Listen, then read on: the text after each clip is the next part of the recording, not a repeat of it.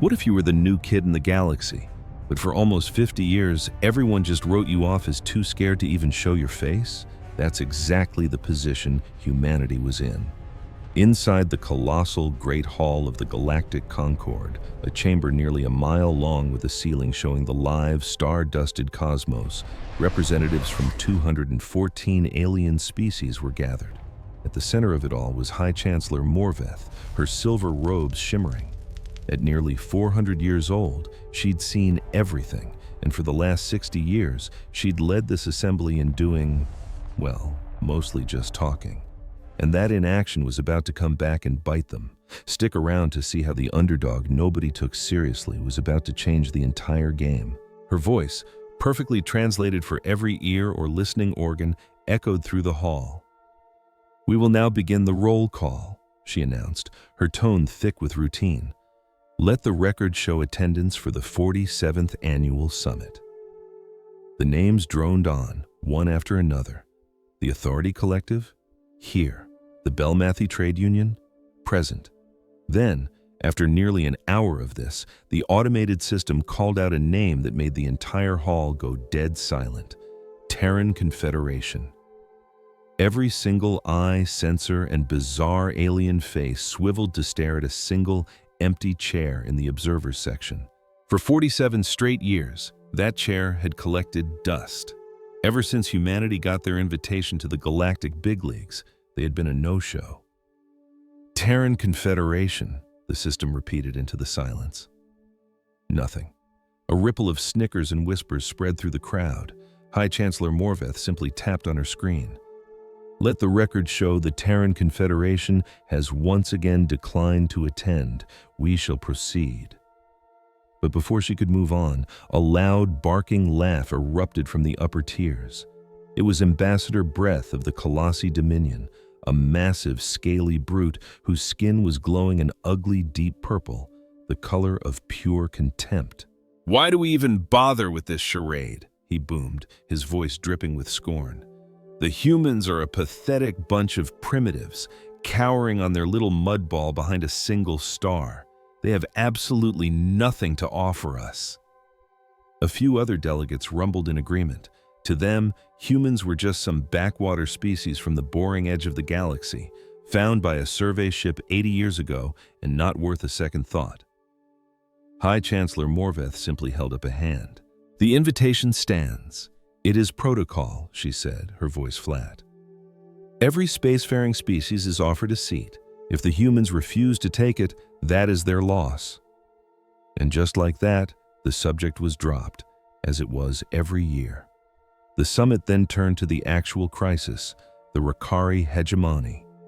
For 3 decades, this ruthless warrior species had been on a rampage, conquering dozens of smaller civilizations and turning millions of innocent beings into slaves to fuel their war machine. Ambassador Karath of the Rakari just sat there, his scarred face a perfect picture of boredom, as one delegate after another condemned his people. He'd heard it all before, just a lot of hot air. "The Concord must do something," cried the Salathi Republic's representative. "We cannot just stand by as entire cultures are wiped from existence." But Ambassador Breath, the same one who just called humans cowards, just scoffed. "And do what? Declare war? The cost would be catastrophic. We must stick to diplomacy." The Salathi shot back. "We've been trying diplomacy for 30 years. How many more worlds must burn before we admit it isn't working?" The pointless argument raged on for hours.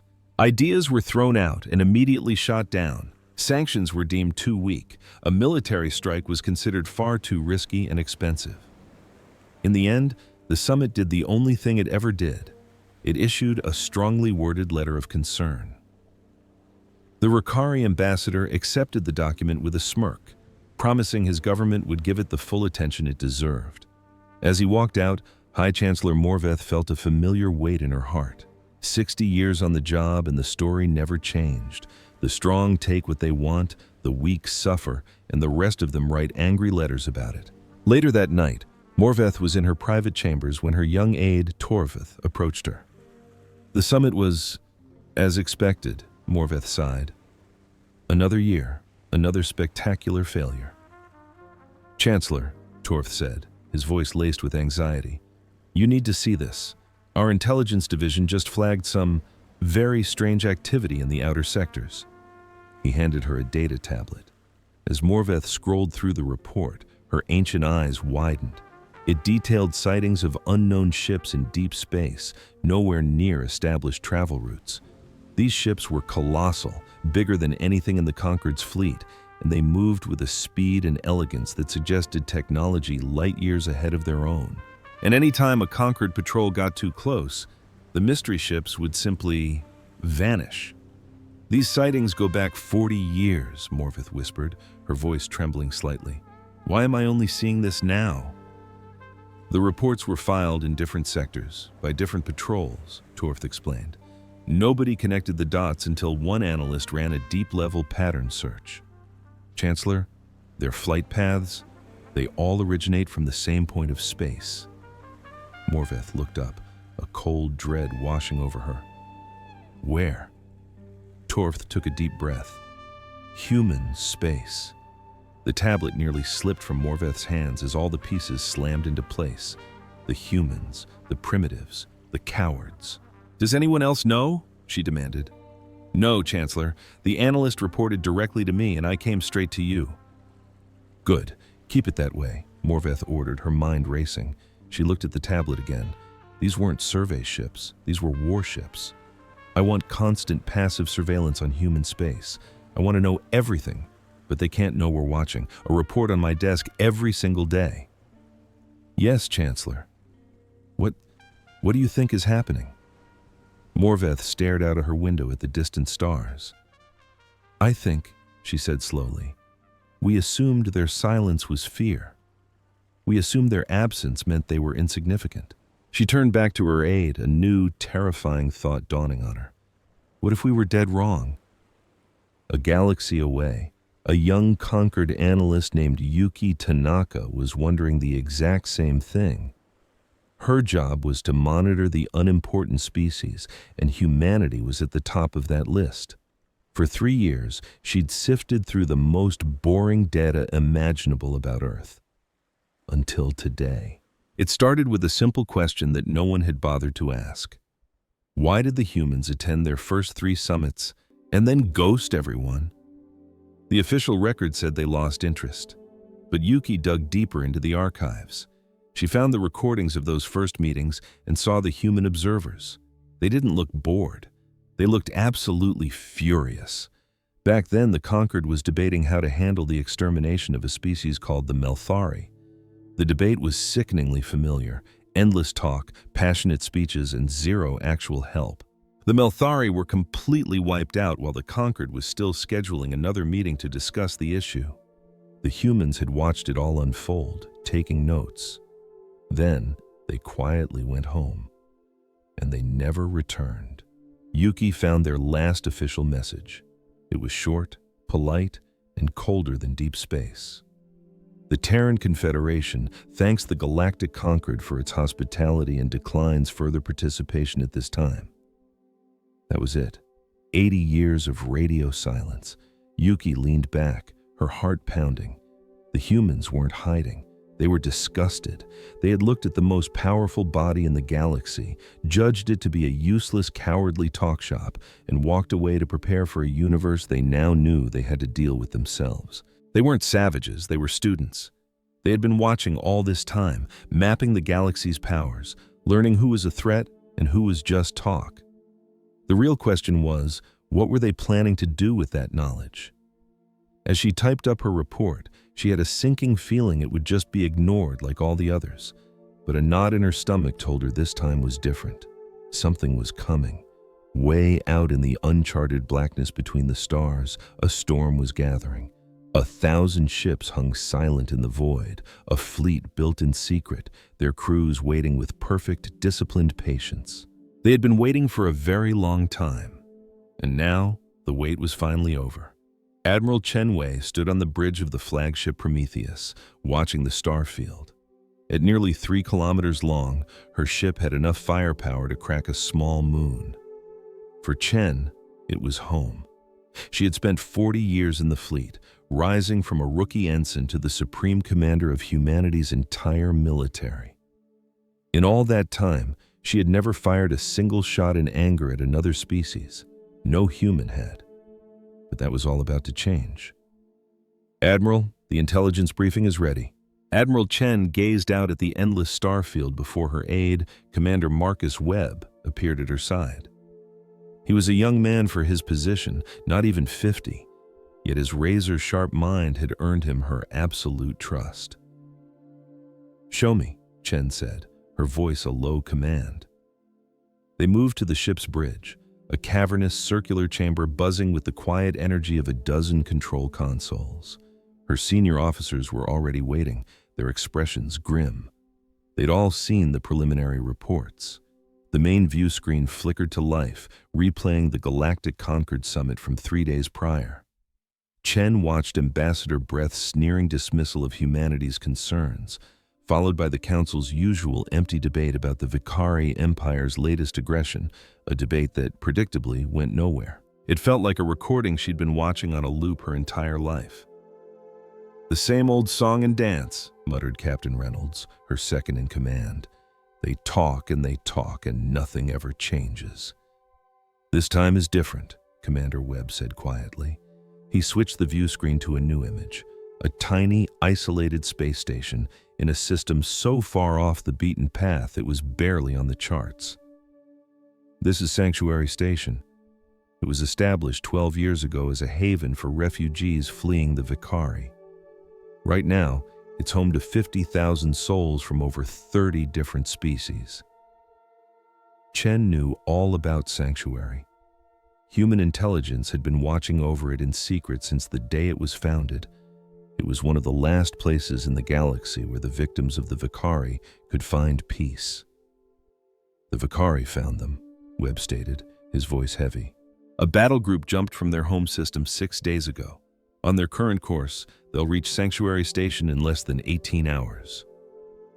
A thick, heavy silence fell over the bridge. Every person in the room knew what a Vicari battle group did to a defenseless refugee station. It wouldn't be a battle. It would be an extermination. The survivors would be enslaved or executed, and the station itself would be blasted into atoms, a brutal message to the rest of the galaxy: do not help our enemies. "And the Concord's response?" Chen asked, already knowing the infuriating answer. "They've called an emergency session to monitor the developing situation. If they run their usual playbook, they'll spend a few days arguing, then issue a sternly worded condemnation. By then, 50,000 people will be dead." "Of course they will," Chen said, her voice turning to ice as she scanned the faces of her crew. These were the officers she had served with for decades, the people she trusted with her life. They had all prepared for this moment. They knew a day like this was inevitable. But there's a world of difference between knowing a tidal wave is coming and feeling the ground shake as it makes landfall. "Before we proceed," she said, her voice cutting through the tension like a knife, "I need every single one of you to understand the choice we are about to make. I want us to be perfectly clear on what we're doing and why." She walked to the center of the bridge, where a holographic map showed the Terran Confederation, a tiny little patch of stars on the forgotten rim of the galaxy. It looked almost pathetic next to the vast empires that controlled everything. 80 years ago, a Concord survey team stumbled upon Earth. We were just learning how to crawl out of our own solar system. We were young, idealistic, and overjoyed to learn we weren't alone. Chen gestured at the map, and it zoomed out to reveal the breathtaking tapestry of the entire galaxy. They invited us to join their magnificent civilization. They showed us the wonders of the Concord, the bustling trade hubs, the interconnected starways, the grand alliance of 1,000 worlds. We sent our best and brightest to their summits, eager to learn how so many different peoples could live together in harmony. The hologram shifted, displaying grainy archival footage of those first hopeful delegations, but what we found there broke our hearts. We found a civilization that had decided that injustice was an acceptable price for peace. We saw powerful races bully and exploit weaker ones, and the Conquered did nothing. We watched entire planets get sold into slavery because no one was willing to risk their trade deals to intervene. The footage now showed the Melthari crisis, the endless, useless debates while a species went extinct. The Melthari were systematically wiped out while the conquered held committee meetings. 12 billion souls vanished from the universe, and all the conquered offered was their deepest regrets. Chen let the weight of that failure settle in the room. So our ancestors made a choice. We would not be a part of a system that allowed such evil to thrive. We refused to add our name to an alliance that was built on looking the other way, but we were also small and weak.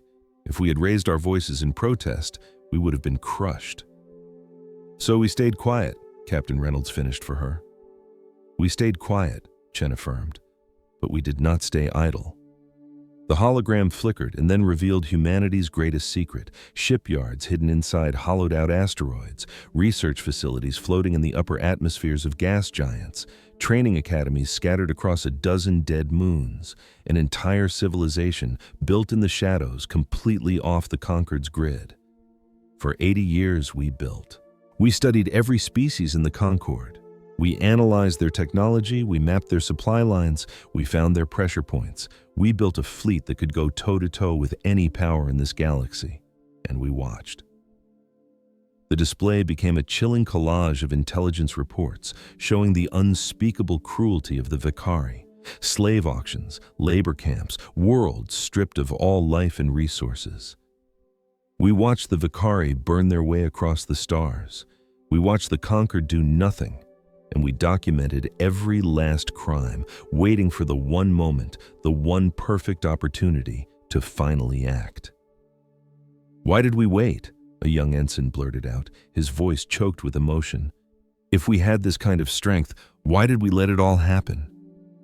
Chen had asked herself that same question a million times. The answer was never comforting. Because strength without wisdom is just another form of tyranny. If we had charged in, guns blazing, before we understood the delicate balance of the galaxy, we would have just become another empire. We would have simply replaced one monster with another. She met the young man's gaze, her eyes filled with a weary understanding. It is easy to use power. It is incredibly hard to use it correctly. We waited because we had to learn how to be strong enough to win the fight without becoming the very thing we were fighting against. The main screen switched back to the live feed of Sanctuary Station, with the Vicari fleet icons drawing closer like wolves circling their prey. 50,000 people are about to be wiped from existence in 18 hours unless somebody steps up. The conquered won't. They never will. Chen drew herself up to her full height, her voice ringing with the clarity of a steel bell. Today, humanity steps up. Today, we show this galaxy who we are. We are not conquerors. We are not tyrants. We are protectors. She turned to her comms officer. Signal the fleet. All ships prepare for immediate combat deployment. We jump in 12 hours. Ma'am, the entire fleet?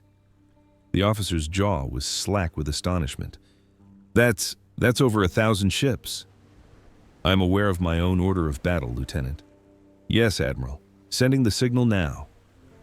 In secret anchorages and hidden bases across human space, a sleeping giant awoke. Engines ignited. Weapon systems powered up, and crews raced to their stations. 1,000 warships, each a masterpiece of technology the galaxy had no idea existed, prepared to make their debut on the galactic stage. Chen returned to the observation window, staring out into the cosmos. Out there, 50,000 refugees were praying for a miracle that they had no reason to believe would ever come. They had no idea that help was screaming towards them across the void. They had no idea that a species they'd probably never even heard of had been watching over them, preparing for this exact moment. Commander Webb stood beside her. Admiral, once we do this, there's no going back. Everyone will know what we're capable of. They'll fear us. Let them, Chen replied softly. Fear has its uses, but my hope is that they will also understand. Understand what, ma'am?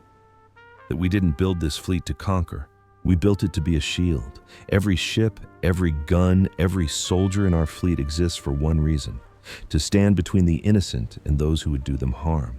She allowed herself a small, sad smile. The galaxy has had enough empires. It's had enough corporate alliances and military pacts. The one thing it's never had is a guardian. She faced Webb, her expression now firm and resolved. And that is what we are. That is the choice we made 80 years ago. Not rulers, not masters, guardians. Webb nodded, the dawning realization of their new reality settling in. In 12 hours, we're going to shake the foundations of the galaxy. First, we save 50,000 lives, she corrected him gently. Then, we let the galaxy shake, and we will be there to pick up the pieces. Model Hamaititi. With a small nod, she acknowledged the new reality. From this point forward, their future was a blank page they would have to write together. The hours dragged on. Chen reviewed strategic protocols, conferred with her captains, and stole moments of quiet whenever she could. But true rest was impossible. Her thoughts were consumed by the incredible event that was about to happen. The moment 1,000 human warships would flash into existence and change the course of the galaxy forever. Finally, the clock ran out. "All ships report green," came Commander Webb's steady voice. "The fleet is ready for transit." Chen sank into her command chair, her gaze sweeping over the bridge one final time. Every face was a portrait of focused resolve. Every officer was prepared. "Signal the fleet," she ordered, her voice calm. "Execute the jump." Can you imagine watching your entire life's work, a sanctuary you built for 50,000 desperate people, about to be turned into a graveyard? That was the nightmare Station Master Priath was living as she watched 60 cutting-edge warships close in on her home. The Verkari battle group had shown up 2 hours early, and her tiny defense team, just a few converted cargo haulers and ancient patrol ships, was utterly, hopelessly outclassed. For 80 years, humanity had been a ghost, a forgotten footnote in the galaxy's history. But if you think you know how this story plays out, you should probably stick around, because you are in for a serious shock. Priath felt the heavy weight of her long years. Her scales had lost their luster, fading to a dull gray, and her heart throbbed with the pain of too many goodbyes. She had founded Sanctuary Station 12 years ago, hoping it would be a glimmer of light for refugees escaping the galaxy's endless conflicts. Now, it was about to become their final resting place. "The Verkari are demanding our unconditional surrender," her communications officer reported, his voice tight with stress. "They're willing to accept the station's population as assets of the hegemony." He didn't need to spell it out. They were being offered slavery for 50,000 souls who had already lost everything else. "What's the status on the Concorde?" Priath asked, already dreading the answer. "The Emergency Council is still in a stalemate, ma'am. No vote has been taken." Of course. The politicians in this Concorde would argue and make speeches while her people were being put in chains. It was the oldest tale in the universe. The powerful take what they want, and the powerless pay the price. "Inform the Verkari that we require time to review their generous proposal," Priath said, grasping at straws to buy a few more minutes. It was a pointless gesture, and she knew it. It wouldn't change the outcome, but it might give a handful of children a chance to find an escape pod, or a few families one last moment to hold each other. On board the Verkari flagship, the Dominance, Fleet Commander Torax let out a soft, amused rumble. He'd seen this pathetic little drama play out a dozen times. The desperate pleading for time was a little appetizer he enjoyed before the main course of conquest. "They're asking for time," his subordinate reported with a smirk. "Grant them 10 minutes, Torax replied with a lazy wave. "Then, commence the attack. I want this station under our control before the Conquered musters up the courage to do something." His officers shared a laugh. The thought was ridiculous. Torax leaned back, gazing at the station on his main view screen. It just hung there in the void like a cornered animal, circled by his pack of wolves. Soon, it would all belong to him. The useful refugees would be shipped off to work camps. The others would be dealt with. It was just another Tuesday for the hegemony. "Commander," his sensor tech suddenly cut in, his voice strained. "I'm picking up something unusual." "Elaborate on unusual," Torax grumbled, his pleasant mood souring. "There are massive energy spikes appearing on the edge of the system. A whole lot of them. I've never seen a fold space entry signature like this." Torax sat up straight, his amusement vanishing completely. The readings were strange, flaring up just outside the effective range of his most advanced scanners. "How many contacts are we looking at?" he snapped. The sensor tech swallowed nervously, his face growing pale. "Commander, the system is registering over 1,000 separate signatures. That's not possible." "I'm running diagnostics now, sir," the officer stammered, his fingers dancing over the console. "Commander, they're resolving. They're ships, 1,000 ships on a direct intercept, and they're moving at an impossible velocity." Before Torax could even process the words, the universe outside his window ripped itself apart. 1,000 points of light bloomed in the darkness as vessel after vessel tore through the fabric of space, locking into a flawless geometric battle formation. They were colossal, making even his heavy cruisers look like toys, and they moved with a silent, synchronized grace that spoke of technology centuries beyond his own. "What in the stars is that?" Torax roared. "Identify them!" "Nothing in any database, Commander. Their design profile is completely alien." The sensor officer's voice trembled with fear. "They're forming a sphere around our fleet and the station. They're trapping us." 1,000 warships formed a perfect cage of metal and light, their weapon ports sliding open, every single one aimed directly at his fleet. Torax had never seen such a concentration of raw power. No one in the galaxy possessed a fleet this big or this advanced. Just then, his communications console came to life. A voice, calm and clear, spoke in perfect galactic common tongue. "This is Admiral Chen Wei of the Terran Defense Fleet." For the very first time in his celebrated career, Torax felt the cold touch of pure terror. Humans. "We are not here to open a negotiation," the voice continued, as cold as space itself. "We are not here to discuss politics. We are here because 50,000 people are about to be enslaved or murdered, and somebody had to do something about it. Vakari commanders, you have 10 minutes to power down your weapon systems and depart this system. If you comply, you will be allowed to leave unharmed. You will not get a second warning." The line went silent. Torax just stared, completely stunned. Humans. The backwater species that had been hiding in some forgotten corner of the galaxy for 80 years. The same species everyone wrote off as a historical footnote. They had built this. 1,000 ships, an unbreakable cage wrapped around his entire battle group. They were terrifyingly beautiful, machines designed for a single purpose: absolute warfare. They could have turned his fleet to dust without saying a word, but instead, they gave him a way out. For a brief second, Torax actually considered it. Living was better than winning. But then he remembered the laws of the hegemony.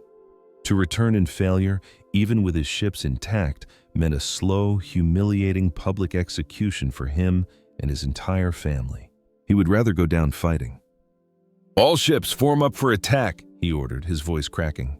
"Target the lead human vessel. Let's show these primitives how the hegemony deals with anyone who gets in our way." His officers stared at him like he was insane, but decades of brutal conditioning took over, and the Vakari fleet began to lumber into position.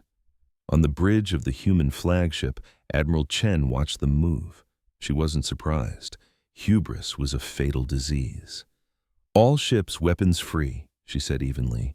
"Disable them, do not destroy them. We want their crews alive." And so the battle began.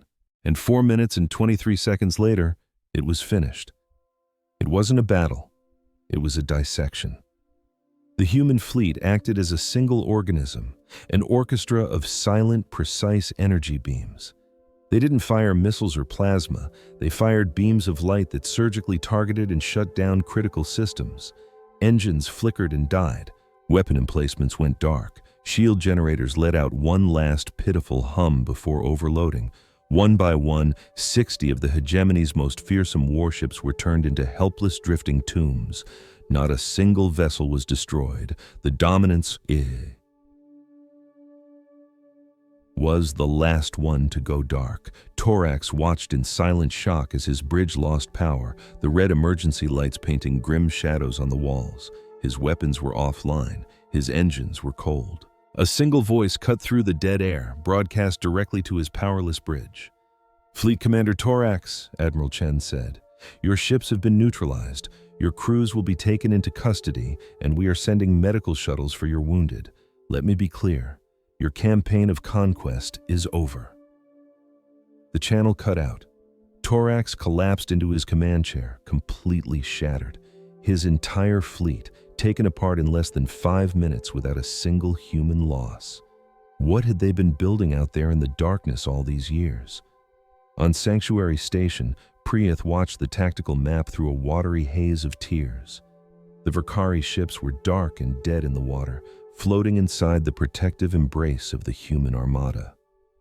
And from that armada, dozens of small craft were now launching, not to finish the job, but heading straight for the disabled enemy ships, their lights blinking the universal symbol for medical assistance. Her communications officer's voice was filled with awe. "Station Master, we have an incoming transmission from the human flagship." "Put it on the main screen," she ordered. The face of an older woman appeared, her hair laced with silver, her eyes carrying a deep, unshakable serenity. "Station Master, my name is Admiral Chen Wei. Sanctuary Station is safe. We are moving humanitarian vessels into position to offer any aid you might need. Please do not be alarmed by our presence." Priyeth tried to respond, but her throat felt tight. The one question that had been burning inside her finally came out.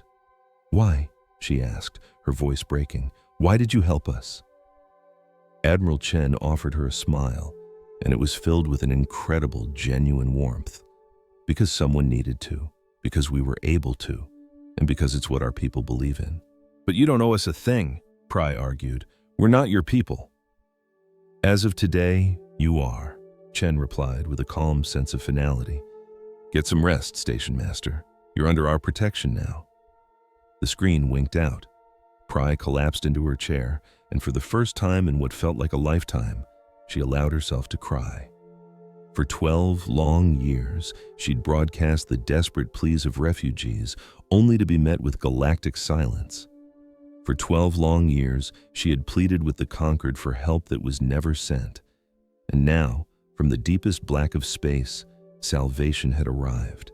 She couldn't make sense of it, and a part of her thought she never would. But for the first time in an eternity, she felt a glimmer of something she believed was long dead. Hope. Light years away, on Valithos Prime, the Concord's emergency meeting had spiraled into complete chaos. The news of the battle had just hit, and the delegates were reeling, utterly incapable of grasping what had just taken place. Can you imagine being told that your very right to exist is a crime? That was the reality for 50,000 refugees, cornered and about to be erased by a fleet of 1,000 warships from the merciless Vakari hegemony. But right as their shields were about to fail, the unthinkable happened. A mysterious fleet warped out of nowhere, disabling the entire enemy armada in mere minutes with technology that made the galaxy's most advanced ships look like museum pieces. So the real question is, were these newcomers here to rescue them, or were they an even greater menace? Stick around to find out what happens next. Inside the Galactic Council chambers, Ambassador Vareth's scales were flashing a pattern of pure, unadulterated fury. "This is an act of war," he roared. "The humans attacked a hegemony fleet without any provocation." The Salathi representative shot back. "Without provocation? Your fleet was moments away from slaughtering 50,000 souls. Those refugees were harboring our enemies. We had every right." "You had no right to do anything," a voice sliced through the chaos, commanding the attention of the entire chamber. High Chancellor Morvath was standing at the central podium, her silver robe shimmering in the light. Her expression was a perfect picture of calm, but her eyes blazed with a fire that extinguished every single argument in that vast hall. "For 80 years, we ignored the humans," she declared, her voice carrying to every corner. "We wrote them off as primitive, insignificant. We mistook their silence for weakness." She paused for a moment, letting the weight of her words settle in. We were wrong. With a simple tap on her console, the main view screen flickered to life, showing classified footage from conquered spy satellites, 1,000 ghostly ships materializing from hyperspace, the entire Vicari fleet rendered powerless in a matter of minutes, and then scenes of human medical crews giving aid to the very same enemy soldiers they had just defeated. "The humans have just given us a demonstration of their capabilities," Morph said flatly. "And now we must decide on a response. But before the shouting begins, I want every one of you to consider something." Her gaze swept across the chamber, passing over the faces of delegates from 100 different worlds. The humans could have vaporized the Vicari fleet. Instead, they chose to disable it. They could have let those crews suffocate in the void. Instead, they chose to save them. The truth of that statement settled over the room, a heavy, almost unbelievable silence. Whatever the humans are, whatever their grand strategy is, they are not like us. They do not operate by our rules. And maybe, she added, her voice dropping to a near whisper, that's precisely what this fractured galaxy needs. The chamber instantly exploded with 100 different arguments, but Morph was no longer paying attention. She was already formulating her next move, a direct face-to-face meeting with an admiral named Chen, and the start of a new era for a galaxy that had just been completely upended. The humans were done hiding. They had just announced their arrival to the entire galaxy.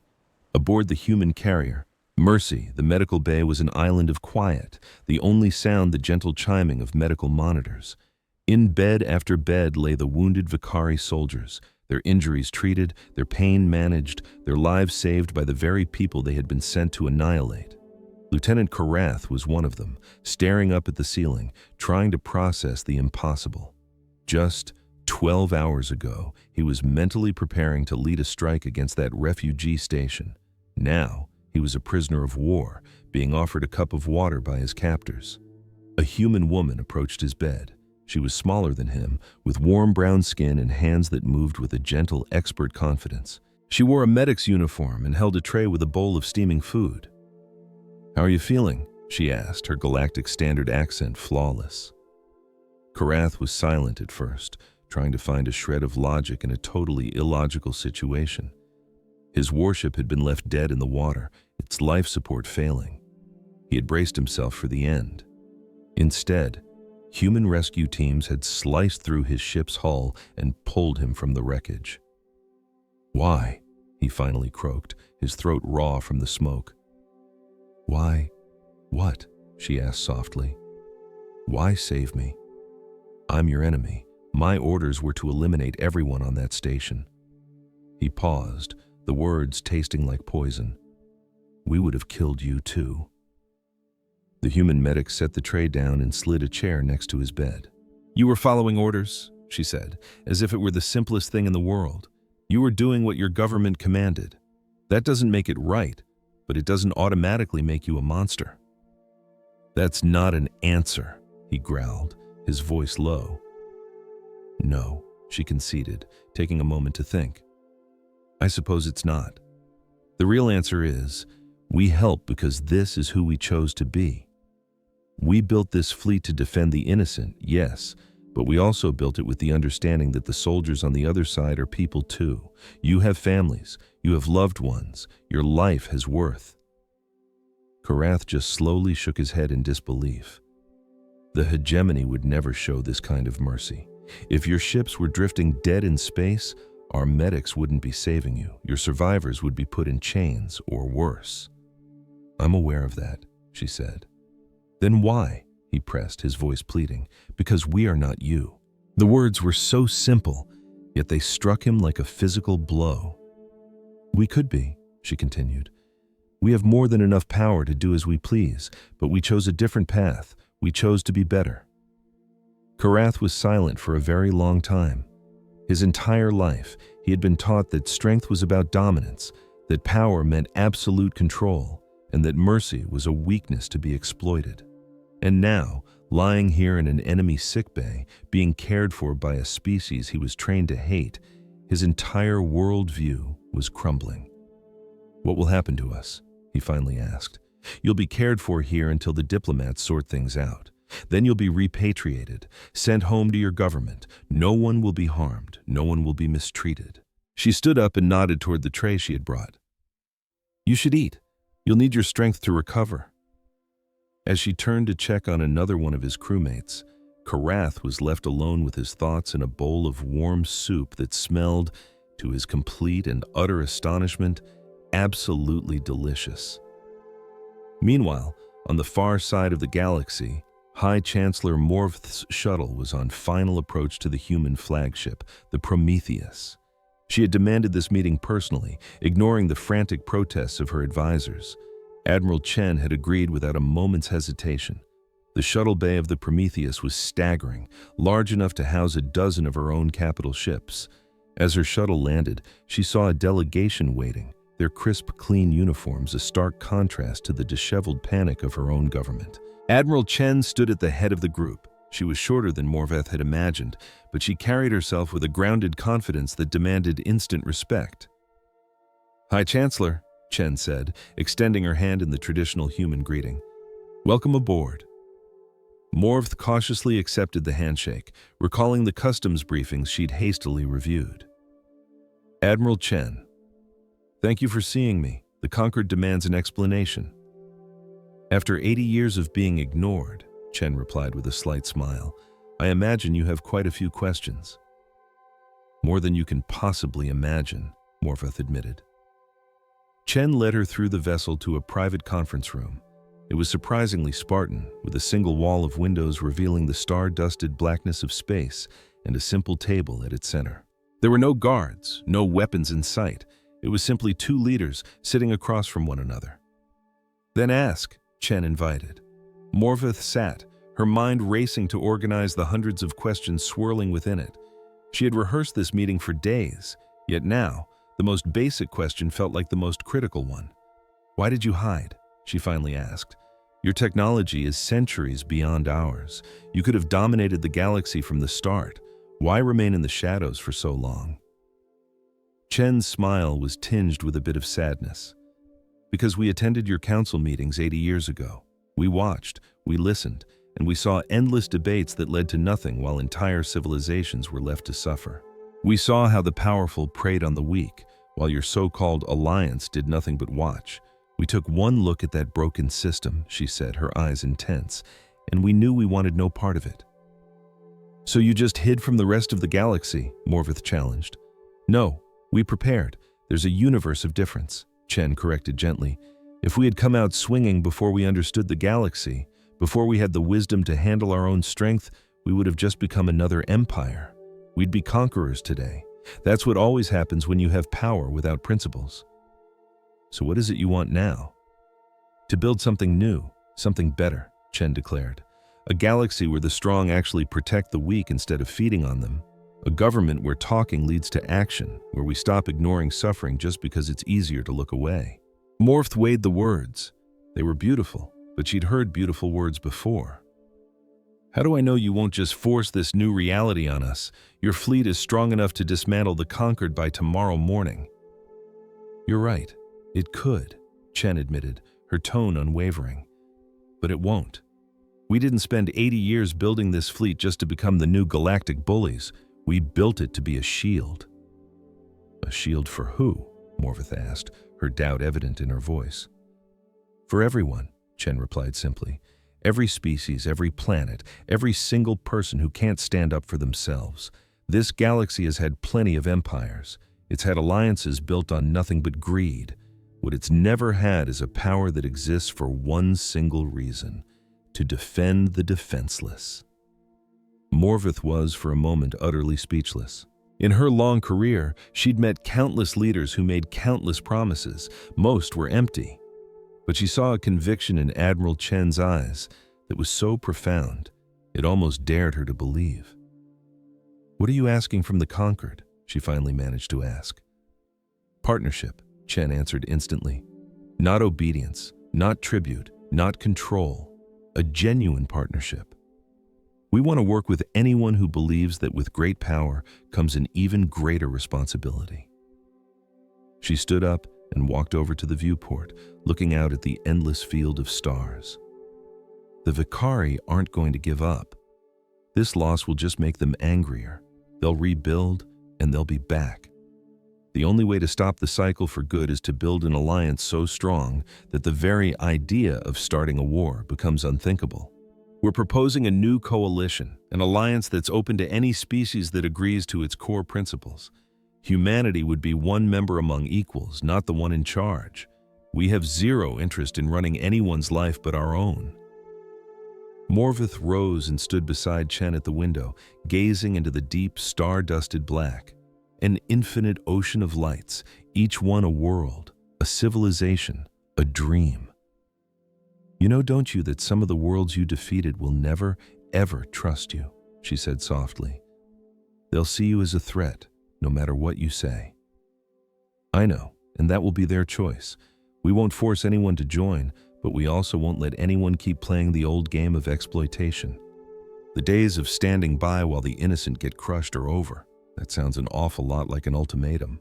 Think of it more like a line drawn in the stardust. We've decided what we will and will not stand for. Now it's up to everyone else to decide where they stand. Morvith turned, meeting Chen's gaze directly. I've been High Chancellor for 60 years. I've watched the conquered promise greatness and deliver absolutely nothing again and again.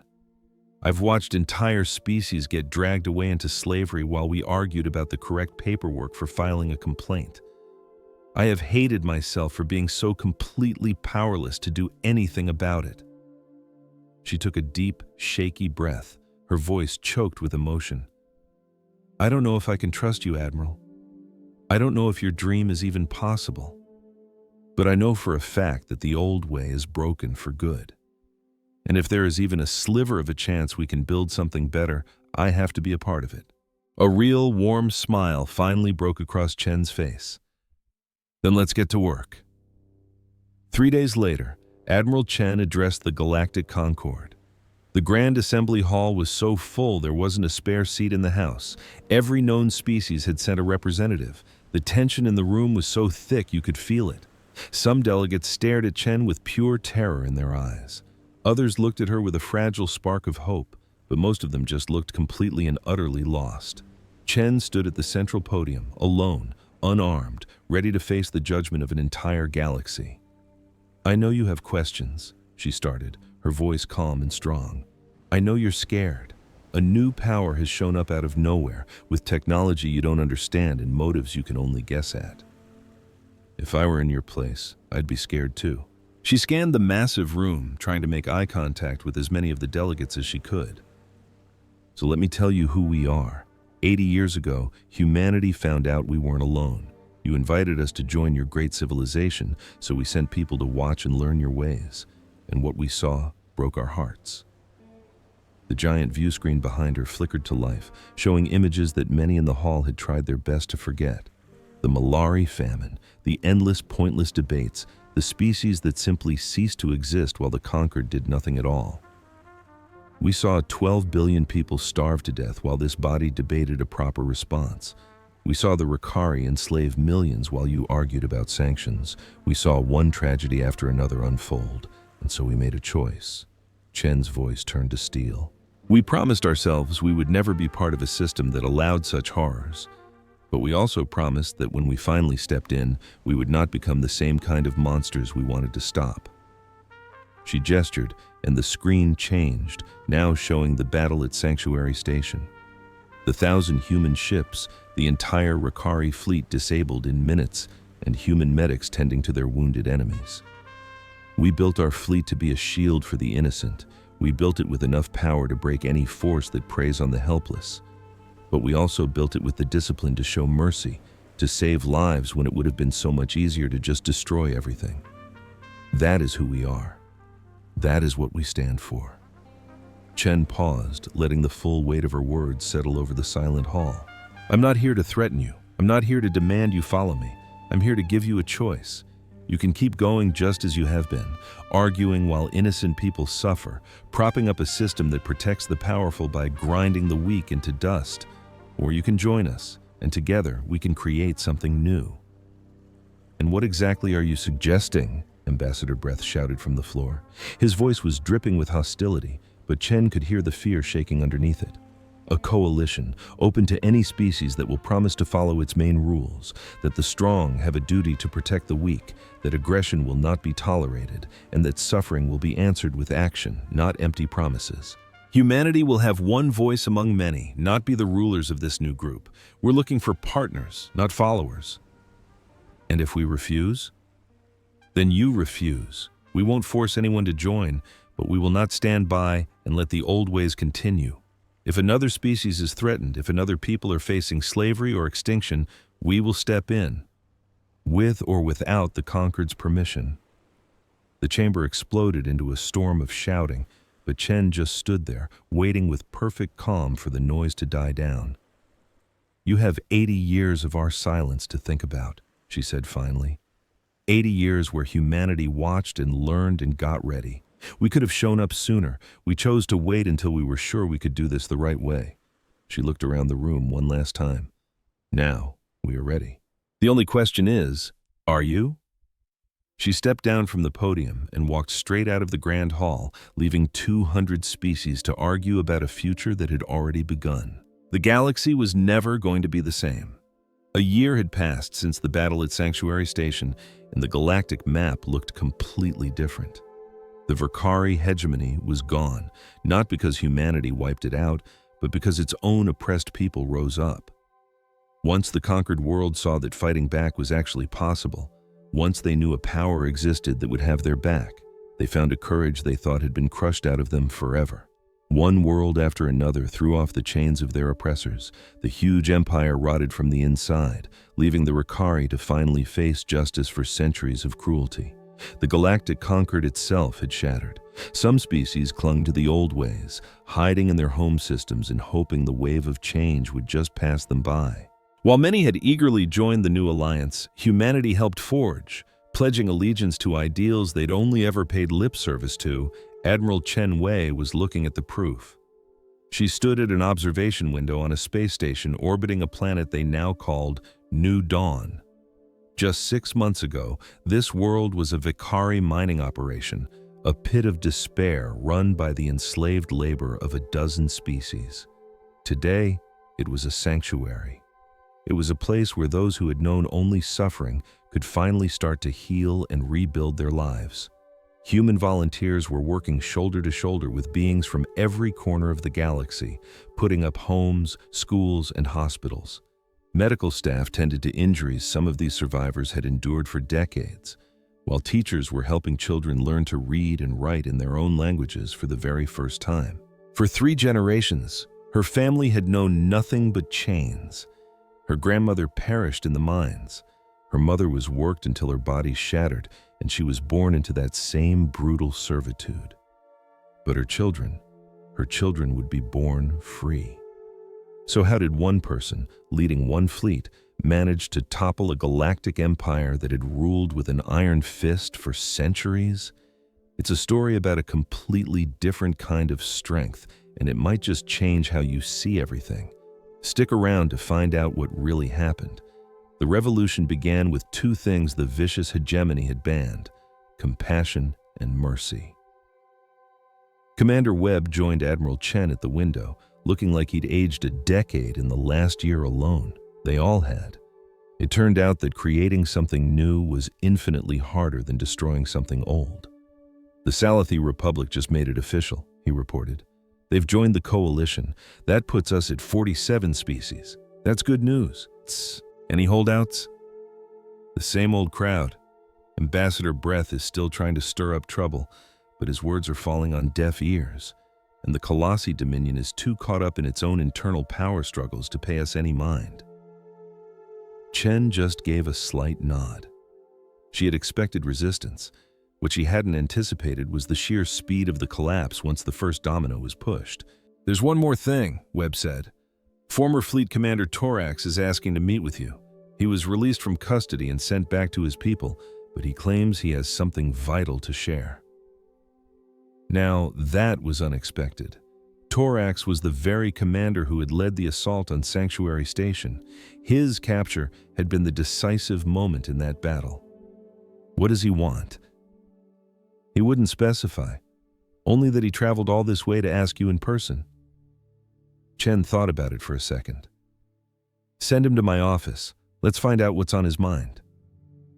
30 minutes later, Torax walked into Chen's private office.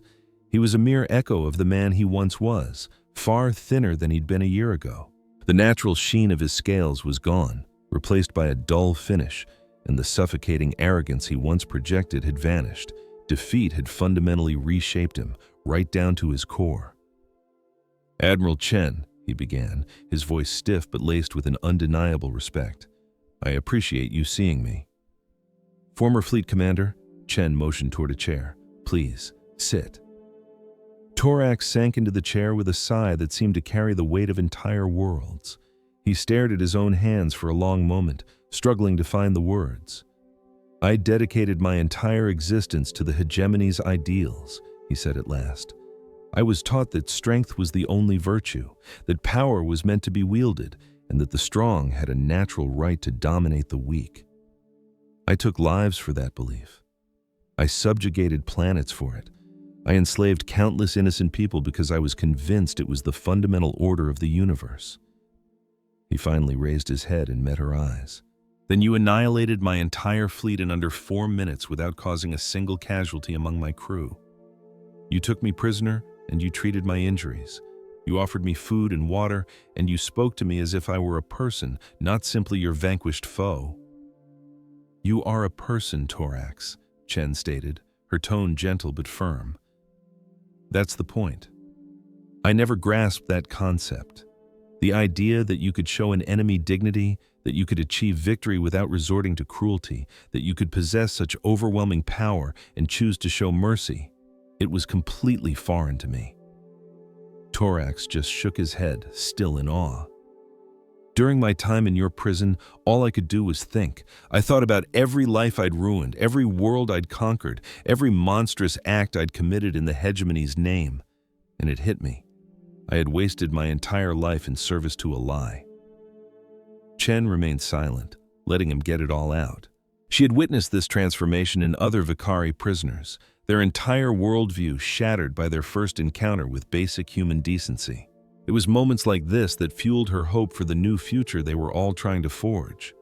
"The hegemony is finished," Torax said, his voice heavy with emotion. "My people are broken, scattered. All we have left is our shame." He seemed to pull himself together then, a flicker of his former military bearing returning. "But I have come to believe that shame can be the foundation for something better. I am here to offer my services to your coalition." That was genuinely surprising. "Doing what exactly?" Chen inquired. "Whatever is required. I know Vicari military doctrine better than anyone. I know the locations of their secret weapons depots, the identities of war criminals who evaded capture, all the dark secrets the hegemony concealed even from its highest-ranking officers." He paused, taking a steadying breath. "And I can speak to the other Vicari," he continued, "the ones who are now adrift, lost, with no idea how to exist in a galaxy that no longer revolves around conquest. I can serve as living proof that a different path is possible." Chen watched the old warrior, taking his measure. She had become a keen judge of character over her career, and what she saw in Torax's eyes was pure, unvarnished sincerity. His old pride had been incinerated by his failure and the quiet reflection that followed. In its place was a man desperate to find a way to atone for his past. "You realize many species will never forgive the Vicari for their actions," she said softly. "You may have to live out your days being despised for atrocities you can never take back." "I understand," he answered, "but I must try. I have to do something, anything, to help bring the scales back into balance, even if they can never be perfectly level again." He looked her squarely in the eye. "I've learned of a human proverb, the one that says the longest journey starts with a single step." A faint smile touched Chen's lips. "Yes, we have a saying like that." Then allow this to be my first step, Torax declared. Whatever you ask, whatever I can offer to help, I'm ready. I'm not here asking for your forgiveness. I'm asking for a chance to earn it. Chen was quiet for a long moment, carefully considering his words. At last, she gave him a slow, measured nod. We have a program for former hegemony soldiers who want to contribute. You'll be starting from the absolute bottom. You'll be following orders, not giving them. You'll be doing whatever manual labor needs doing. It is not a glamorous role. I would expect nothing less. In that case, welcome to the coalition, Torax. Let's see what you can build, now that you're finished with tearing things down. That evening, Chen was on the surface of New Dawn for a dedication ceremony. A new community center, constructed by volunteers from a dozen species, was having its grand opening. It was meant to be a central hub for the settlement's quickly expanding community. The gathering was a stunning mosaic of faces that would have been unimaginable just a year prior. Former slaves mingled with their one-time oppressors. Species that had been locked in bloody conflict for generations were now working side by side, stringing up lights and arranging chairs. And their children were all playing together, blissfully unaware of the deep-seated hatred their parents had finally managed to leave behind. As the event concluded, a young woman approached Chen. She belonged to a species that the hegemony had nearly driven to extinction. Her people had been reduced to only a few thousand survivors before the coalition brought them freedom. "Admiral Chen," she said, her voice trembling slightly as her translation device hurried to keep pace. "May I speak with you for a moment?" "Of course." I just needed to thank you. My family, we were enslaved for 3 generations. My grandmother died in the mines. My mother worked herself to death. I was born in chains." Tears began to fill her eyes. "And now, thanks to you and your people, my children will be born free." Chen felt a familiar sting in her own eyes. "We only did what should have been done a very long time ago." "But no one else ever did," the young woman whispered. "You did." She reached out and took Chen's hand.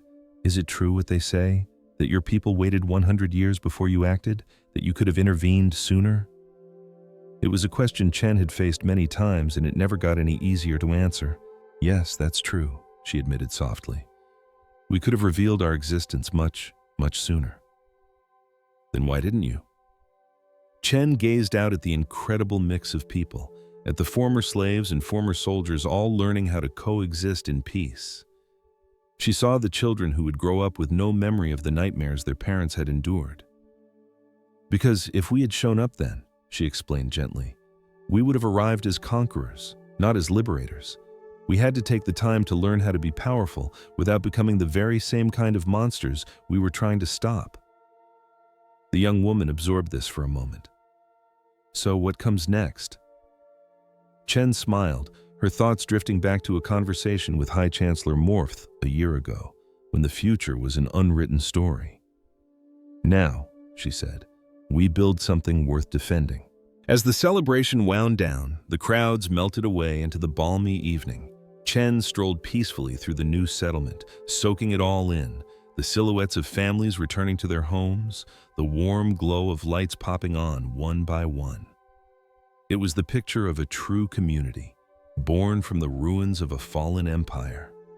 Just 1 year earlier, humanity had shown up at Sanctuary Station with 1,000 warships, rewriting galactic history in a single day. But the fleet was never the point. The real story was what happened next, the decisions they wrestled with, the ideals they defended, and the relentless everyday effort of creating something from nothing. This new coalition was far from flawless, and no one expected it to be. There would be disagreements, failures, and moments where the ugly side of their past would claw its way back. Still, there was also forward movement. It was a slow and determined march toward a future where power was used to shield the vulnerable, not exploit them. With the first stars beginning to pepper the sky, Chen headed back toward her shuttle. Her schedule for the next day was packed, welcoming new species eager to join their cause, negotiating with others who were still hesitant, and poring over schematics for the next stage of construction. The job was endless, but she was fine with that. In the real world, that's what hope felt like. For millennia, the galaxy had been a playground for empires and fragile alliances cobbled together from greed and self-preservation. It never had a true protector, a force dedicated solely to defending those who couldn't defend themselves. Until now. What if a greedy corporation was literally stealing the air you breathe and the galactic government just shrugged? That was the nightmare the Krill were living. A megacorp called Vorcorp was choking their planet for profit, and the powerful Galactic Council did nothing. And who was stuck in the middle of it all? Ensign Eva Rostova. She wasn't a hero. She was a junior supply officer on some backwater space station, basically a glorified space accountant. Her orders were simple: keep your head down and ignore the inconvenient truth. But Eva couldn't ignore the pleas for help. If you've ever felt small and powerless against a giant system, then you have to hear what Eva did next. Don't go anywhere, because this is the story of how one person, armed with nothing but courage, took on an empire. Eva's life was a sea of spreadsheets and shipping manifests. She wasn't a warrior, she tracked cargo. But she had befriended the Krill, a kind, insect-like people who came to her station to trade. She learned that the beautiful chimes they carved from the moons of their planet weren't just trinkets. Each one was a story, a family history carved in crystal. And Vorcorp was smashing those moons to bits. One afternoon, a young Krill she knew, named Chatak, pressed a small, imperfect chime into her hand. It was a gift, but it was flawed. It could barely make a sound. That night, her world turned upside down. She intercepted a coded message from Vorcorp, and the words made her blood run cold. They weren't just stealing the air, they were methodically poisoning it to wipe them out. Panicked, Eva tried to forward the evidence to her superiors, but the file vanished from the system. Moments later, an alert flashed on her screen. Access denied. Her own security clearance was gone. That's when the horrifying truth sank in. Her captain was on Vorcorp's payroll. She was totally cut off, a prisoner on her own station, or so she thought. Desperate, she clutched the little flawed chime and felt a tiny, almost invisible seam. Prying it open, she found a minuscule data crystal hidden inside. The big reveal hit her like a supernova. The Krill weren't the simple species everyone thought they were. They were post-technology. They had willingly abandoned their advanced tech centuries ago, but they kept backups for an emergency. This crystal didn't just have proof of Vorcorp's crimes. It held the schematics for a clean energy source that would make Vorcorp's entire operation obsolete. Eva knew she couldn't trust the corrupt council. So, using an old forgotten communications dish, she bypassed official channels and beamed the crystal's contents to every news network in the galaxy. The result was pure chaos. Vorcorp's stock value evaporated in less than an hour. Its executives were hauled away in cuffs, and the complicit council members were publicly shamed. The Krill, now safe, shared their incredible technology freely, kicking off a golden age for everyone. And Eva, the quiet accountant, became a symbol of a new galactic philosophy. Humans weren't conquerors. They were the ones who listened when no one else would. They were guardians. And for the very first time, a seat on the council was offered not to a general or a politician, but to a humble ensign who showed everyone that the most powerful weapon in the universe isn't a starship. It's doing the right thing.